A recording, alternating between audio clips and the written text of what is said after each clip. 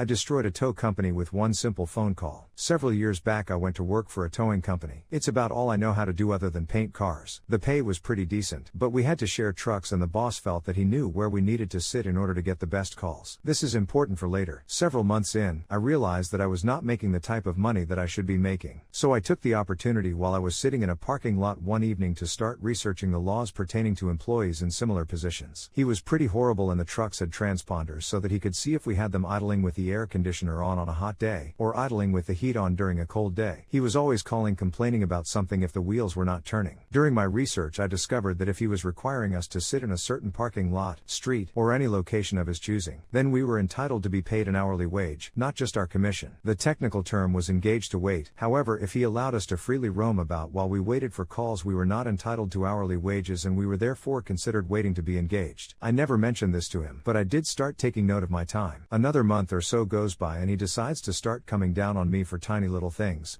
that ordinarily wouldn't even matter, such as I forgot a pop can in the cup holder. He actually had a screaming fit about that. At this point I was tired of working there and had already found another job, so I decided it was time to put my plan into motion. I called him up, told him that we needed to have a conversation about my final wages and that we could meet at his convenience. Upon entering the office I laid out my argument, explained the state law, and told him I expected to be paid for the hours that I was on the clock but not freely allowed to roam looking for work or able to do things of my choosing. He told me in no uncertain terms that I would not be paid for that time, as that was agreed to upon my employment. I did not bother to argue, as I already had my next step planned, so I took my final check and I left. The following Monday, I made a phone call to the State Labor Board, where I laid out my case to them. Needless to say, they were very interested in what was going on. In the end, they came to review his employment records and speak to the driver still working. When he got the bill of what he had to pay us all, it was too much for him to afford, so he sold the trucks, his boat, and lot and went out of business. I never got the money owed to me in full, only a fraction, but the satisfaction of knowing the law just a little bit better than he did and watching it all burn was pure bliss.